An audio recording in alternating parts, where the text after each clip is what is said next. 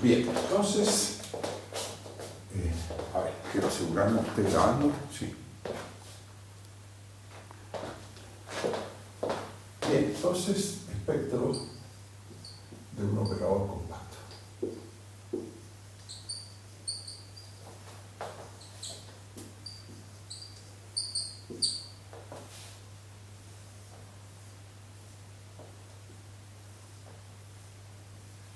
Bueno, entonces estamos probando el siguiente resultado que entrega bastante información sobre el espectro de un operador compacto.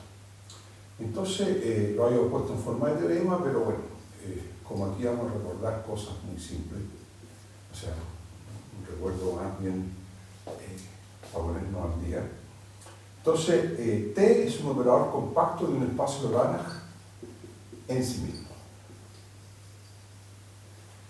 Entonces, había varias cosas interesantes que uno puede decir. Lo primero es que el espectro de T,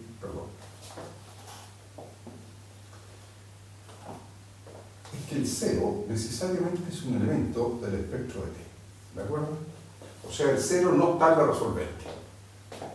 Lo segundo, que es quizá uno de los resultados que nos permite decir de que los operadores compactos son la generalización a la dimensión infinita de las matrices, o sea, de los operadores lineales en dimensión finita. Entonces, lo que dice es que el espectro de T sin el cero, ¿no es cierto? Porque el cero ya sabemos que es un elemento del espectro, son únicas y exclusivamente valores propios. Ahora, esta igualdad está diciendo además que el cero podría eventualmente ser un valor propio, pero podría no serlo también, que es lo que muchas veces ocurre. O sea que esto da la posibilidad de que el espectro de un operador compacto ya empiece a contener cosas que no encontramos en dimensión finita. Ahora, lo tercero es lo más interesante. Lo tercero era que una, y solo una, a pesar de que por ahí alguien me dijo que el solo una no era tan evidente, pero tiene toda la razón, de las afirmaciones siguientes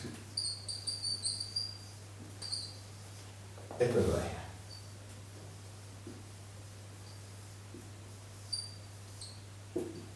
Y esas tres afirmaciones son,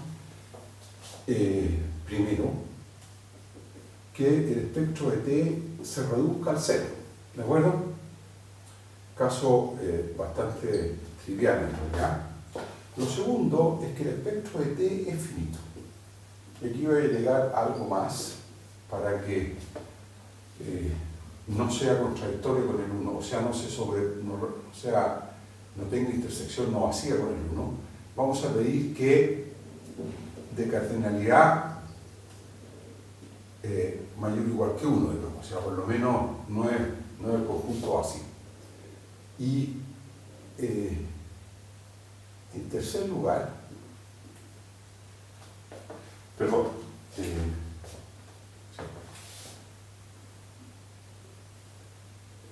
mayor o igual que 2, ¿no es cierto? Porque si el espectro es el 0, por supuesto, es finito, ¿no? Y tercero, aquí estoy diciendo algo que de cardinalidad mayor o igual que 1. Esto es el espectro menos el 0. ¿Ya? Y después está el espectro menos y de cardinalidad mayor o igual que 1. Ahora el espectro menos el 0, ¿no es cierto? Es, esto es lo interesante, una sucesión de reales que tiende a 0.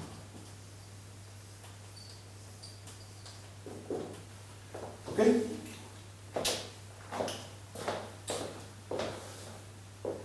Por lo tanto, el espectro de los operadores compactos no es cualquier cosa, no es algo descabellado ni raro, ¿no es cierto?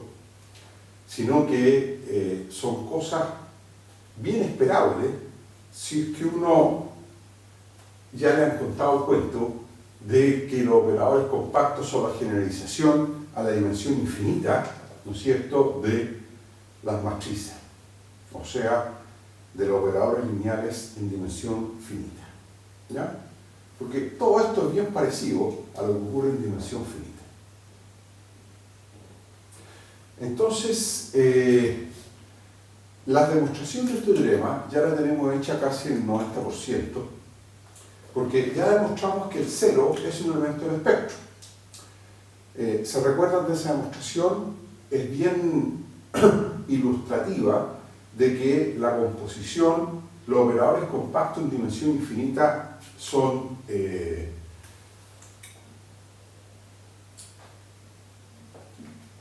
¿cómo decirlo?, poco representativos de la fenomenología, digamos, ¿ya? Porque envían los acotados en cosas compactas y los compactos son conjuntos muy escasos en dimensión infinita. ¿Recuerdan ustedes cómo hacíamos la demostración? ¿Qué pasaba por absurdo? Si el cero estuviese en la resolvente, significa que el operador T es una biyección. Y si el operador T es una biyección, es invertible.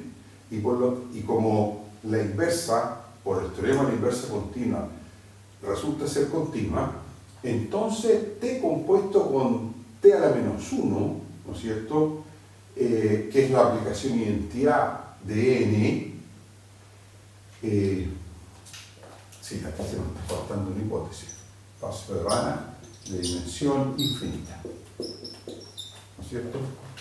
Entonces, T compuesto con T a la menos 1 sería la aplicación identidad de N, y esa aplicación identidad resultaría compacta, porque si T es compacto y compuesto con T a la menos 1, que es continuo, eso da una aplicación compacta, ¿no es cierto? La composición de compacto con continuo es siempre compacto, y por lo tanto la aplicación identidad de N sería una aplicación compacta. Y eso es una contradicción con el hecho que estamos bajo la hipótesis que la dimensión de E es infinita. Porque en dimensión infinita la aplicación identidad del espacio en sí mismo no puede ser compacta, gracias por el teorema de Riesz, ¿no es cierto?, que dice que la bola unidad es relativamente compacta, si solo si el espacio es de dimensión infinita. Bueno, la segunda parte de este teorema, que el espectro menos cero son los valores propios menos cero, es una conclusión directa de la tercera afirmación del teorema de la alternativa de Fredo, ¿no es cierto? ¿Por qué razón es eso? Bueno, ¿qué dice la tercera alternativa de Fredo? O la tercera afirmación en el teorema de Fredo. Dice que T menos lambda veces la identidad con lambda distinto de cero tiene un comportamiento similar a lo que ocurre en dimensión finita. O sea, ese operador T menos lambda I es un operador inyectivo si solo si es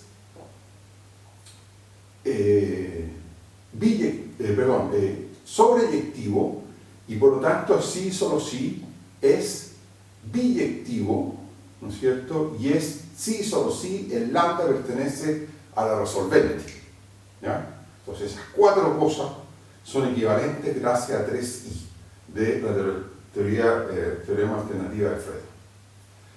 Y bueno, si esas cuatro cosas son equivalentes, las cuatro negaciones de esas cosas son equivalentes, y estarían diciendo que el no estar aquí equivalente, estar en el complemento de estar aquí es equivalente a ser un valor propio, porque que lambda no esté en la resolvente es equivalente a que lambda esté en los valores propios, ¿no es cierto?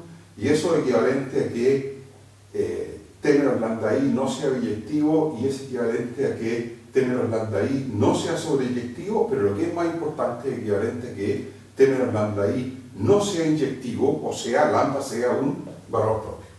Bueno, Eso es 12. Ahora, ¿cómo demostramos 3i? Para demostrar 3i se vio un lema. Entonces, demostración de esto, entonces i ya está hecha, 2i ya está hecha, 12. Para 3i vimos un lema muy interesante. ¿Qué cosa dice?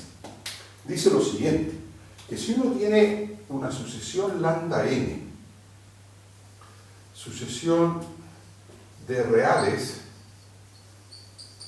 esto es lo más importante, distintos, con cada uno lambda n en el espectro de t menos el 0. O sea, eso está diciendo que estamos aquí, ¿no es cierto?, en esta zona.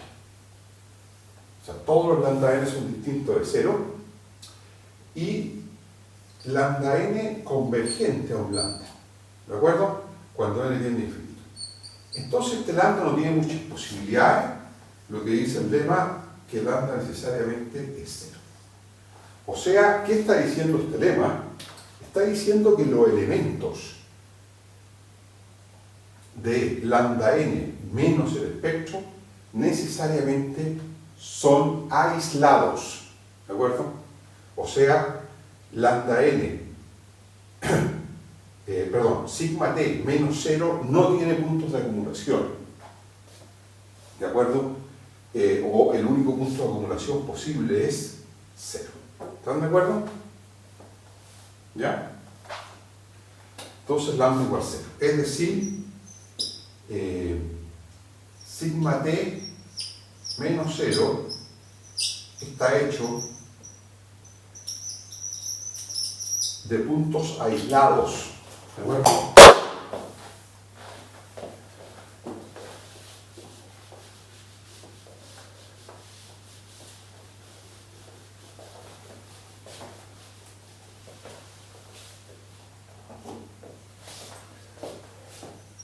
Está hecho de puntos aislados. O sea, es un conjunto, entre comillas, discreto. ¿Están de acuerdo? Porque además está acotado. O sea, el espectro de t está en el intervalo menos norma de t, norma de t. ¿De acuerdo? Está hecho de puntos aislados. Bueno, y ese lema lo teníamos demostrado. Y por lo tanto vamos a usar aún el lema para completar la demostración de 3i. Entonces, usemos el lema para probar 3i. ¿De acuerdo?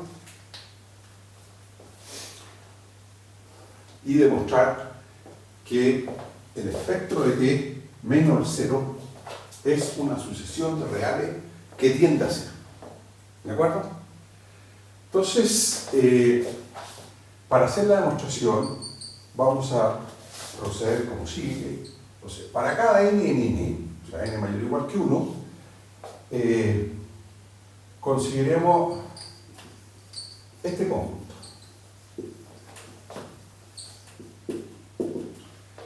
Que va a ser el espectro, intersección, todos los lambda en R. Bueno, si tuviéramos una C, habría que ser todos los lambda en C, tales que el módulo de lambda es mayor que 1 partido por n.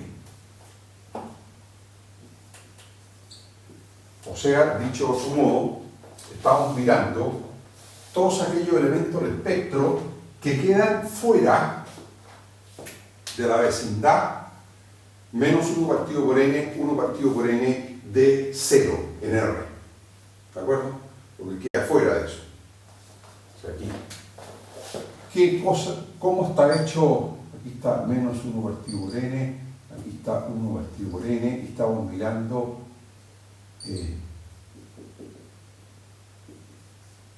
¿qué pinta tiene el espectro ahí? Eso es lo que vamos a mirar.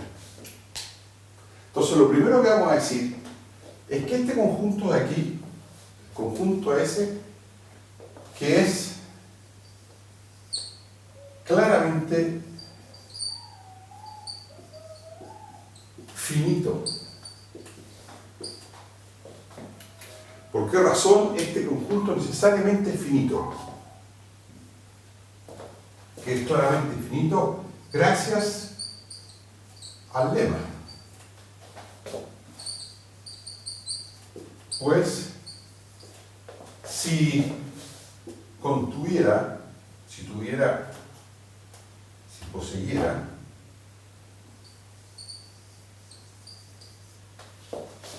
un número infinito de puntos, ¿qué poseería?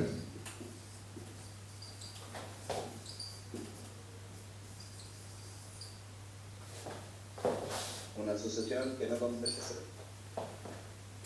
Claro, poseería una sucesión que no converge a cero, ¿de acuerdo? Y entonces, ¿qué cosa pasaría?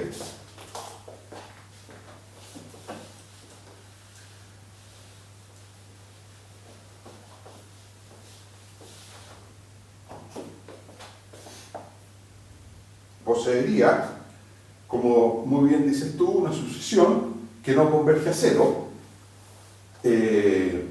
pero que, por ser sucesión dentro de un conjunto, este conjunto es compacto, ¿están de acuerdo ustedes?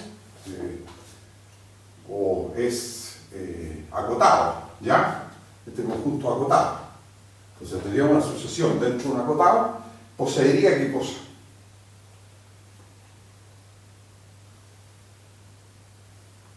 ¿Ya? Subsucesión convergente, ¿están de acuerdo? Que convergería algo distinto de cero, o sea, poseería punto de acumulación.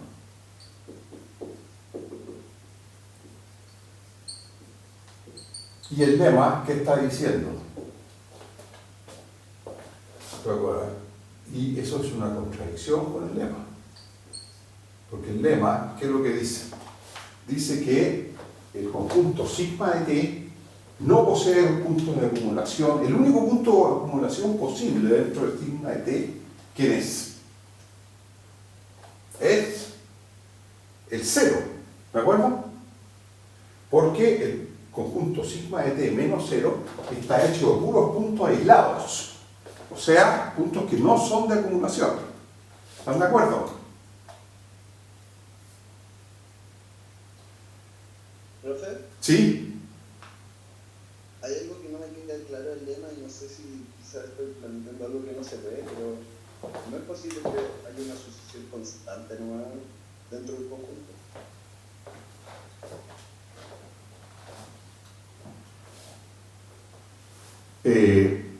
Lo que pasa que en el lema, tú te das cuenta, es una sucesión de reales distintos. Eso es muy importante, ¿te acuerdas que lo dije? Ah, eso no lo... Ya, ahí tiene mucho sentido. Sí. Ya, tienes toda razón, vamos a leer de nuevo el lema, porque el lema es bien importante. El lema lo que dice es que, quizá, si lambda n es una sucesión de reales distintos, ¿de acuerdo? Que está dentro de sigma t menos el 0 y es convergente a un lambda, entonces el lambda necesariamente ¿quién es? 0. 0. ¿Están de acuerdo? ¿Está claro el lema o no? Sí, ahí me quedó mucho más claro, profe. A todos, esa es la pregunta. Es que a todos les quedó el lema un poquito más claro. Sí, profe. Entonces, el lema lo que está diciendo es que ¿qué pinta tiene sigma t menos 0? Si t es compacto. Está diciendo que sigma t menos 0 está hecho de puntos aislados. Es decir, no hay puntos de acumulación. ¿De acuerdo? Ahí, en sigma t menos 0 no hay puntos de acumulación. ¿Está claro? Y el único punto de acumulación posible de sigma t menos 0 es 0. ¿Ya? Quizás vamos a decir, aquí lo podemos agregar. Es decir, no hay puntos de acumulación.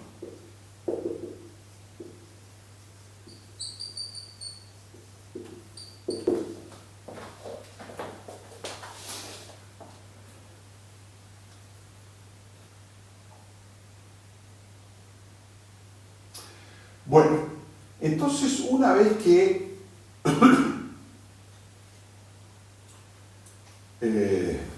hemos observado esto, porque esto es una observación, ¿no? O sea, esto es una trivialidad a partir del lema, ¿de acuerdo? Ahora sí que podemos demostrar 3i. Entonces, con esto, 3i es muy simple. ¿Por qué razón? Pues, ¿cuáles son todas las alternativas que uno tiene? Bueno, pues, o bien sigma t menos 0 es vacío, ¿no es cierto? ¿Ya? Es decir, si sigma t menos 0 es vacío, ¿quién es sigma t?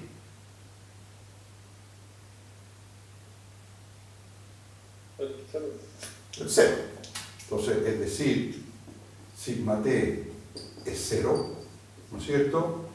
Cosa que ocurre, por ejemplo, en el caso del operador t igual 0, ¿no es cierto? O bien, ¿qué cosa le pasa a sigma t menos 0?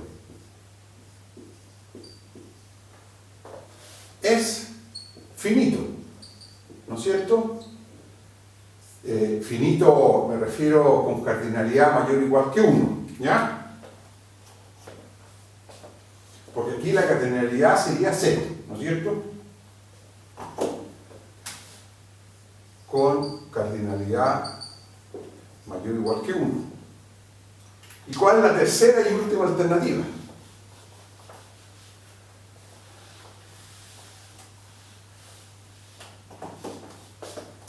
O bien, la última posibilidad es que sigma t menos el 0 que pase por n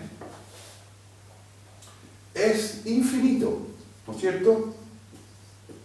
Pero, por lo que vimos acá, necesariamente, ¿cómo es?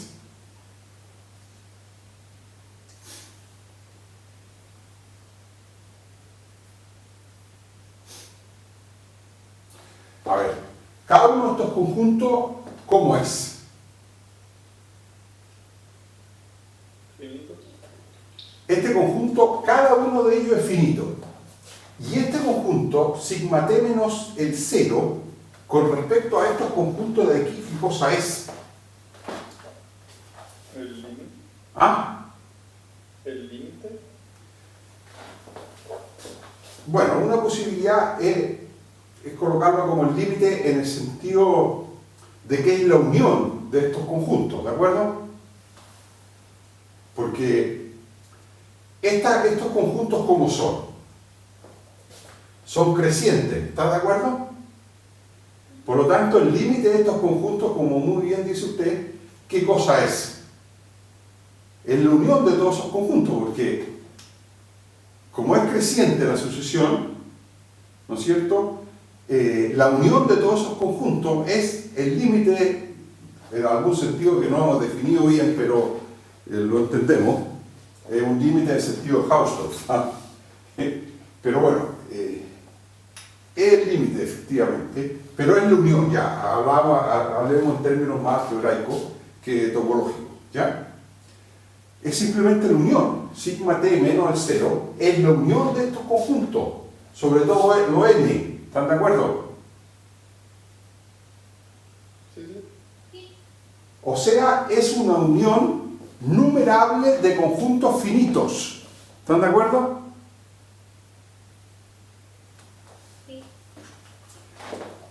Pero, entonces, eso es numerable. Entonces, por ser, vamos a poner unión numerable de conjuntos finitos. ¿Estamos de acuerdo? es numerable. Entonces, sigma t menos es infinito y entonces, por ser numerable, siempre lo podemos ver como una sucesión, ¿de acuerdo? Entonces, en ese caso, una sucesión cuyo único punto de acumulación, ¿qué es? El cero. El cero. Y como es el único punto de acumulación, cuyo límite, entonces, o único punto de acumulación,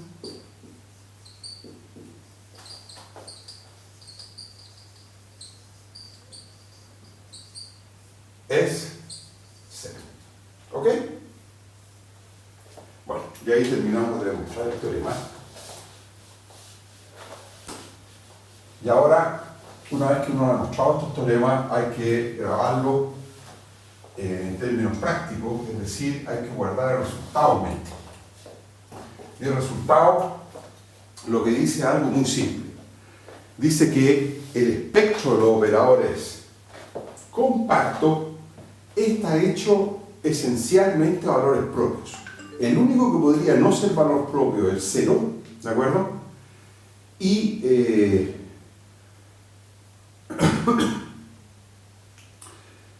y que el espectro es esencialmente o bien finito o bien una sucesión de números reales que tiende a cero. ¿Están de acuerdo? Ahora, quiero hacer una nota para terminar con esto y irnos al break. Entonces, nota. El inverso de este teorema es más o menos cierto también. ¿Qué significa el inverso de este teorema?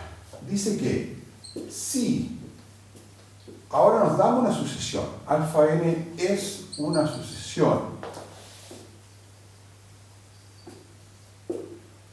de reales que tiende a cero,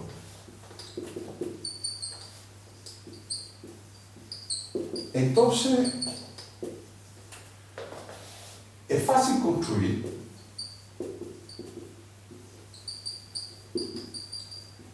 un operador T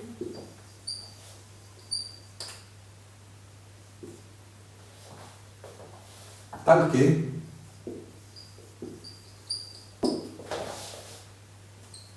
el espectro de T sea exactamente, bueno, el cero siempre, ¿de acuerdo?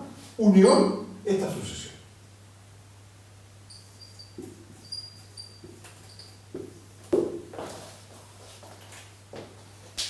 ¿Me explico? Que hay una equivalencia, si ustedes quieren, entre el teorema o el espectro del operador y las sucesiones que tienden a cero. ¿Está claro?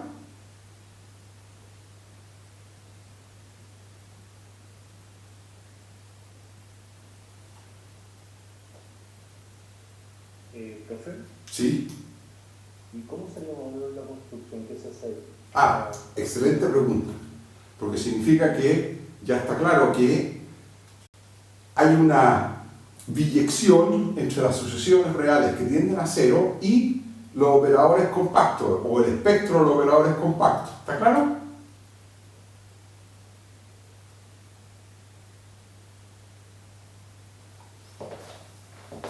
Entonces, en efecto, eso me pareció excelente pregunta. Entonces, en efecto, sea E, entonces vamos a E va a ser el espacio L2 chica, ¿de acuerdo? Que todos conocemos muy bien, que es un espacio de Hilbert en realidad. Y sea D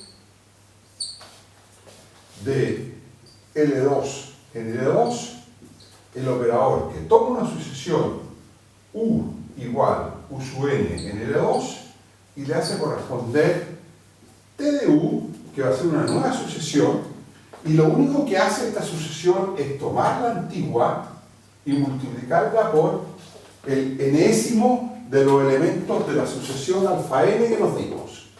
¿De acuerdo?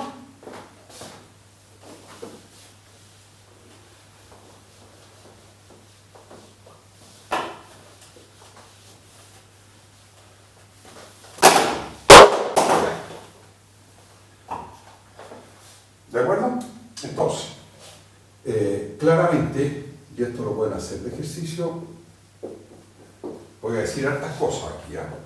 T es un operador lineal de L2 en sí mismo, ¿de acuerdo? Eso está bien definido, o sea, esta nueva sucesión que multiplicó el enésimo término u sub n por alfa n sigue siendo un elemento de L2, ¿de acuerdo? Bueno, eso pruébenlo ustedes, muy fácil, porque estos alfa n están acotados y tienden a cero. Entonces ustedes pueden mayorar esto por la otra sucesión en términos absolutos para n suficientemente grande, y por lo tanto si una es L2, la otra también. Bueno, entonces T es un operador lineal continuo además de L2 en L2, y lo que es más interesante es que ¿quién es el espectro de T? Bueno, esto también ustedes lo pueden ver. El espectro de T es justamente 0, unión, la sucesión alfa n, ¿de acuerdo? Perdón, la n acá. Y lo otro que es claro es que T es compacto. ¿Y saben por qué es compacto? Pues se puede aproximar por operadores de rango finito, por operadores T sub n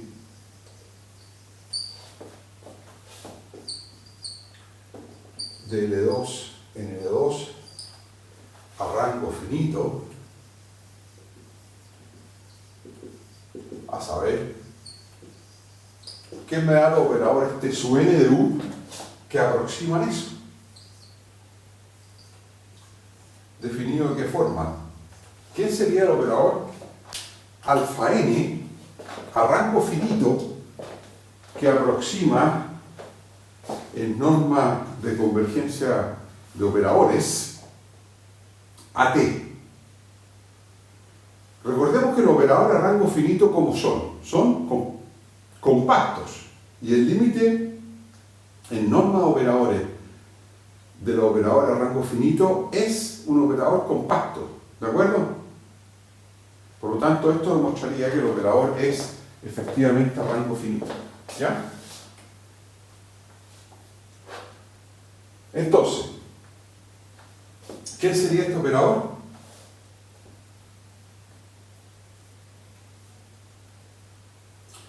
Como lo alfa n hasta n. Exactamente, muy bien. O sea, esto sería alfa 0, U0, perdón, alfa 1, U1,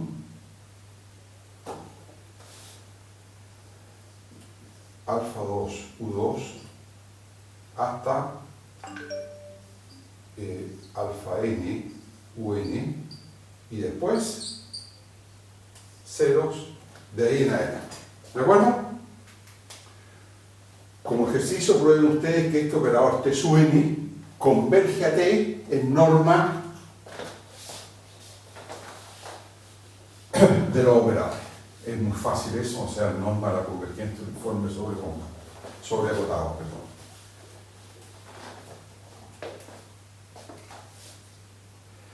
Bueno, y esto es muy interesante. ¿Por qué es tan interesante este ejemplo? Porque aquí uno se puede dar cuenta de hartas cosas. Porque esto entrega un método de construir todos los posibles operadores compactos que uno se lo imagine. ¿Están de acuerdo? Entonces aquí uno tiene ¿qué cosa? Operadores compactos, por ejemplo, cuyo único valor, o sea, único elemento del espectro es el 0. ¿De acuerdo? Entonces para eso bastaría con tomar ¿qué sucesión alfa n?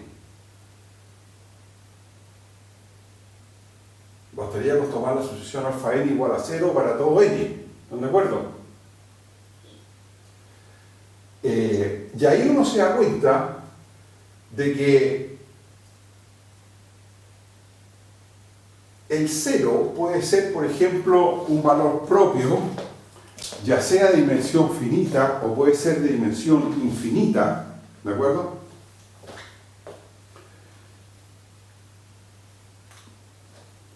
Bueno, ahí ustedes pueden jugar con todas las posibilidades que se les ocurran.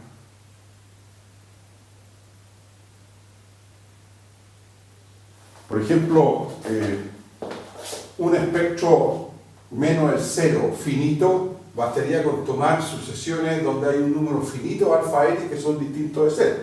¿Están de acuerdo? Bueno, y así, etcétera, etcétera. O sea, con este método o con este ejemplo, ustedes pueden construir todos los operadores compactos que se les ocurran y se dan cuenta de que todos los comportamientos que decía el teorema son posibles. Ahora, si ustedes incluyen el caso de la dimensión finita, están incluyendo también otros casos más simples. Bueno, creo que podemos hacer el break. Bueno, entonces, a ver, dos cositas un poquito históricas antes de ver quién es el teorema Stampacchia y quién es el lema de Lax-Milgram. Bueno, Stampacchia es un matemático italiano, Guido Stampacchia. Era profesor en la Universidad de Pisa, donde, bueno, ahí también fue profesor Galileo. Ustedes saben que las universidades europeas tienen tradiciones y historias que se remontan a la Edad Media, casi todas, las más grandes. Bueno, Galileo también fue profesor en Pavía. Y el lema Lax-Milgram, en cambio, es una cosa bastante más moderna. Este Lax es Peter Lax, no sé si lo han escuchado hablar, está asociado, es un emblema dentro del Instituto Courant en la Universidad de Nueva York. No sé si han escuchado hablar de él. Ahora, el nombre de Milgram es más interesante todavía, a mi juicio, porque creo que a nosotros, me refiero a ustedes y a mí, nos representa mejor, porque Milgram, además de matemático, le gustaba mucho las neurociencias y introdujo un experimento que se llama el experimento de Milgram para entender la parte más, entre comillas, violenta y autoritaria y opresora del cerebro del ser humano. Hizo unos experimentos espectaculares en realidad y que retrató y transparentó de manera muy explícita y muy clara que la mente del ser humano tiene un lado oscuro y un lado B al cual hay que tener mucho cuidado con él. Pero bueno, ya en algún break tendremos oportunidad, no sé si en este curso si alcanzaremos, pero en algún curso creo que es bonito conocer bien ese experimento y que lo vamos a tener que retomar. Bueno, Guido Stampacchia, yo tuve el privilegio también de conocerlo. Él fue profesor de Hein Brecis, o sea, Hein Brecis en su tesis en la primera tesis de doctorado que hizo, la hizo bajo la dirección de Guido Stampacchia.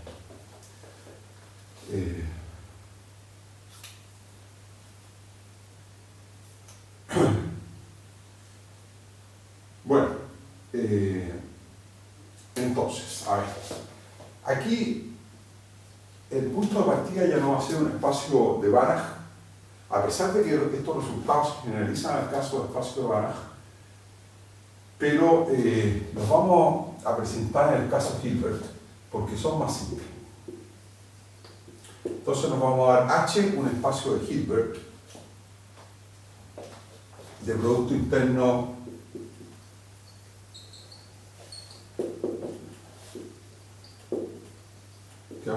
tratar de esta manera.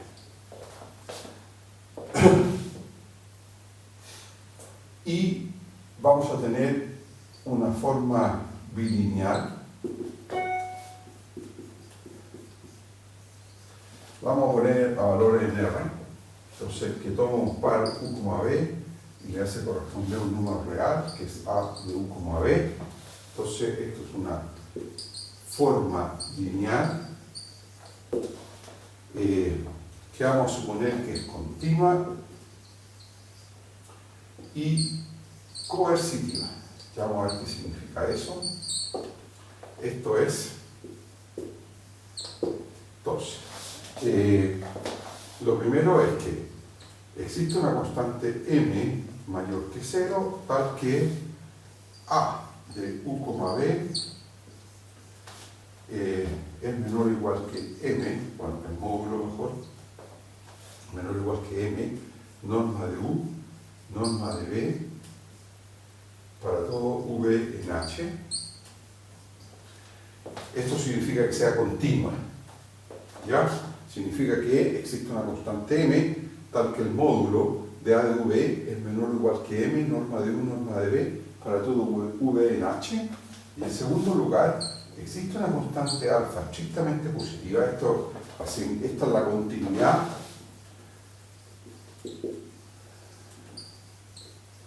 que la forma bilineal sea coercitiva significa que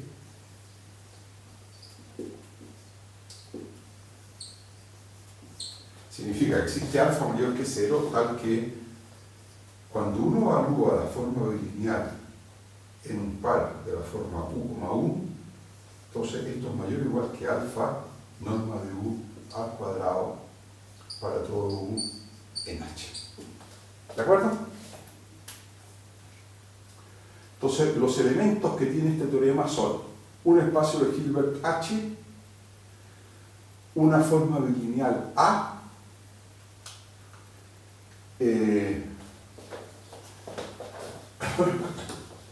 ahora, nos vamos a ver. Decíamos que el lema de Lax-Milgram es la versión lineal de el teorema de Stampaglia, que es una versión no lineal. Entonces, el tercer elemento, un elemento, dos elementos. El tercer elemento es que nos vamos a dar K, entonces subconjunto convexo cerrado no vacío de H. Y el cuarto elemento es phi, nos vamos a dar un elemento en el dual de H. La verdad es que, bueno, en prácticamente todo lo que vamos a hacer de ahora en adelante, en el caso hilbertiano, siempre H va a estar identificado con su dual a través del teorema de Hilbert, Butler-Hilbert de Riesz. Y por lo tanto, pensar en phi en H' es más bien pensar en su representante dentro de H. Lo estoy poniendo phi en H' simplemente por una cosa un poquito de formación profesional, de decir, teorema de Stampaglia en realidad se generaliza al caso Banach. Banach reflexivo, ojo. Y entonces en ese caso el phi está en el dual del espacio de Banach, que en el caso de Hilbert pierde un poco de sentido, pero por los primeros minutos vamos a seguir con phi en H'. Entonces un elemento fijo dado, digamos. Dato. ¿No? Entonces, el teorema de Stampaglia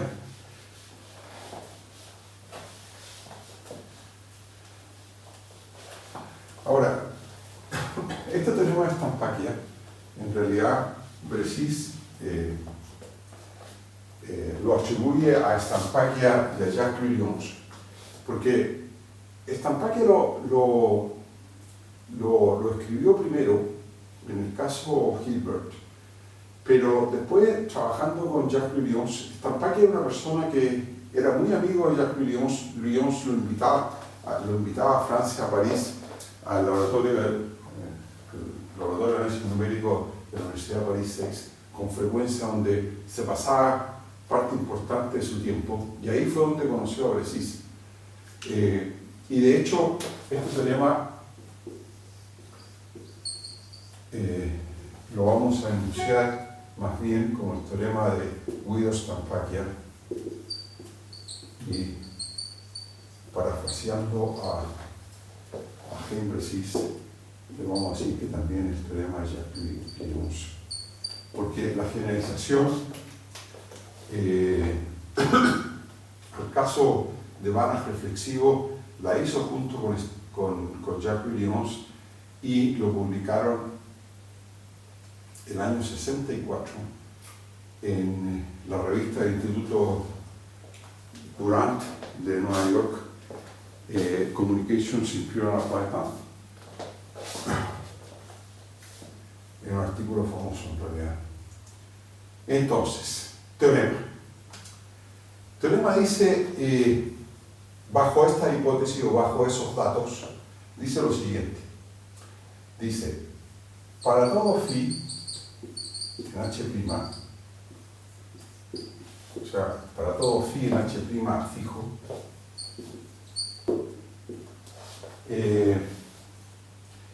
existe un único U en K, existe un único elemento dentro de este subconjunto convexo cerrado no vacío de H, solución, entonces existe una única solución a la inecuación variacional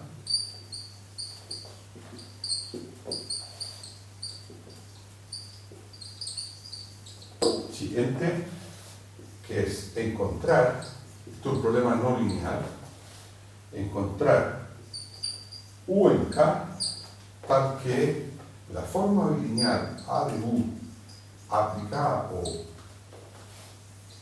en B menos U es mayor o igual que phi aplicado a B menos U para todo B en K. ¿De acuerdo? Entonces, la ecuación variacional 1 tiene solución única. Además, si la forma bilineal es simétrica, es decir, A de V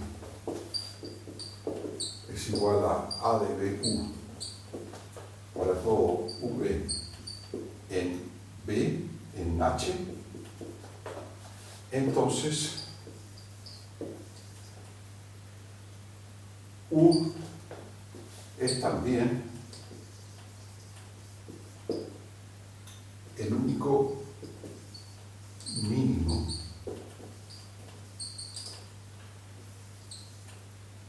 en K de la funcional J de B igual un medio de A de BB menos phi aplicado a B. Es decir, lo que estaríamos diciendo es que J de U es el mínimo, además el único, de J de B con B en K. Bueno, aquí hemos dicho hartas cosas y hemos sobrevolado mucho de la matemática aplicada, porque hemos llegado al mundo de la optimización, si ustedes quieren, en dimensión infinita, y estamos relacionando inecuaciones variacionales con problemas de minimización. Y lo estamos haciendo en un contexto no lineal y en un contexto bien general, puesto que este tipo de ecuaciones, este tipo de inecuaciones, son modelos matemáticos normalmente de ecuaciones de derivadas parciales, no lineales, cuya solución satisface un principio variacional, que es el principio de minimizar una cierta funcional. ¿Ya? Bueno, aquí entramos a un mundo bien fascinante de la matemática aplicada, y que es este mundo de las ecuaciones de derivadas parciales y del modelamiento matemático en física. Bueno, hay que madurar bien esto. Nosotros lo vamos a usar bien poco en este curso, sino que simplemente nos va a importar su demostración y su aplicación al teorema de Hilbert-Schmidt. ¿Ya? Pero esto abre la puerta a muchas cosas y a muchos cursos dentro de la matemática y a todo lo que ha ocurrido en la matemática en la matemática aplicada en los últimos años, por lo menos en la línea de análisis. ¿Ya? No sé qué hora es, porque no, todavía tenemos 4 minutos. Y entonces vamos a dar una idea a la demostración. ¿Ya? Ahora, la demostración tal cual, yo se la subí a un curso en un pequeño apunte o nota o guía que escribí durante el fin de semana y que se la subí justo antes de la clase y la pueden tener. Entonces, si quieren pueden ir abriendo eso. Igual en la clase de mañana vamos a retomar un poco la demostración porque me gustaría al menos dedicarle unos 15 minutos, de modo que nos vayamos familiarizando con este teorema y con estos resultados por la importancia que tienen todo lo que sigue hacia adelante en esta línea de análisis. ¿Ya? Que yo diría que incluso es más importante que la teoría espectral, aunque son comparables, digamos. Bueno, entonces, idea de la demostración.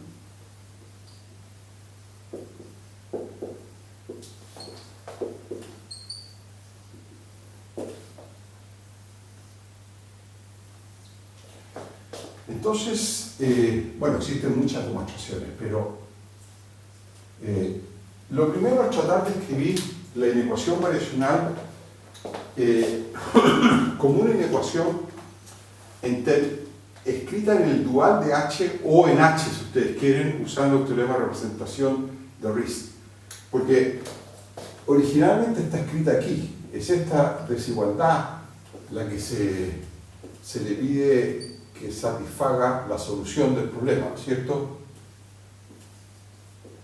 Entonces, lo primero que vamos a hacer es escribir esta desigualdad como un resultado de proyección, y tratar de usar el teorema de proyección de Hilbert. Entonces, para hacer eso, lo primero que uno hace es representar phi.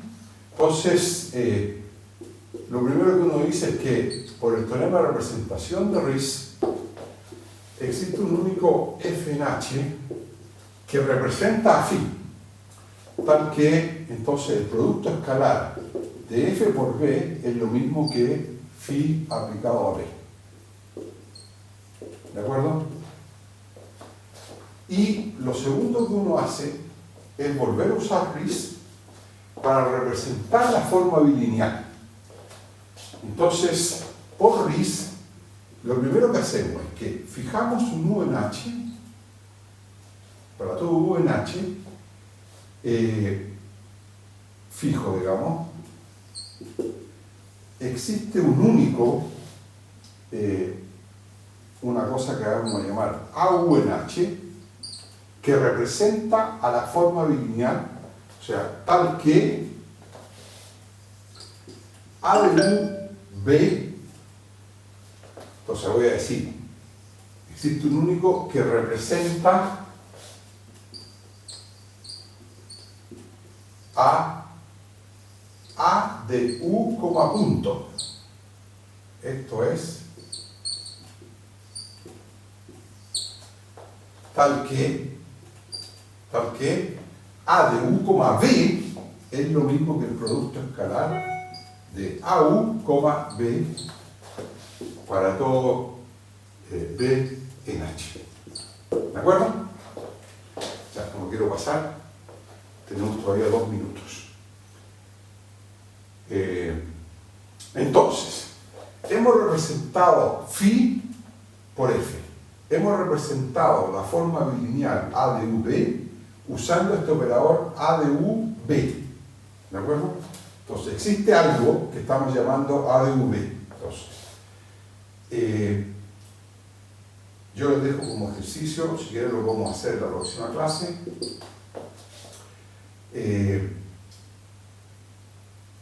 Entonces,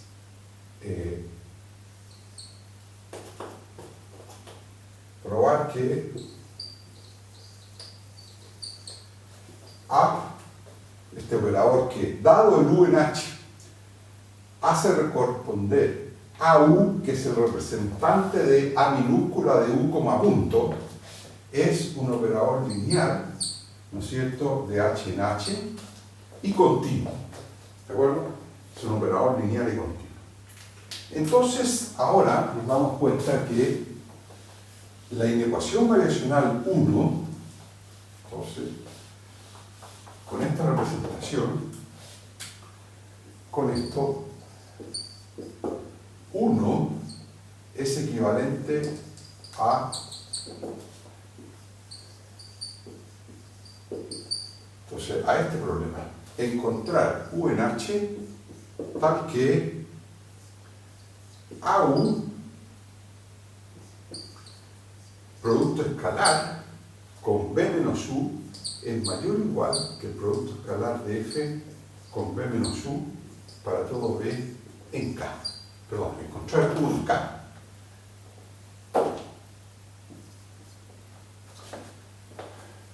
¿De acuerdo? O bien, si ustedes quieren, que es la forma como lo vamos a escribir, que AU menos F aplicado a B menos U sea mayor o igual que C. ¿Ya? Bueno, y aquí empieza a tomar forma el hecho de que esto para todo venga. Entonces aquí ya esto se empieza a parecer a el resultado de proyección, de cómo hay que proyectar algo sobre el convexo K. ¿Ya? Teorema que me imagino vieron en el curso de análisis. Teorema de proyección sobre el espacio de Hilbert sobre un subconjunto convexo cerrado en un espacio de Hilbert. ¿Lo vieron en análisis?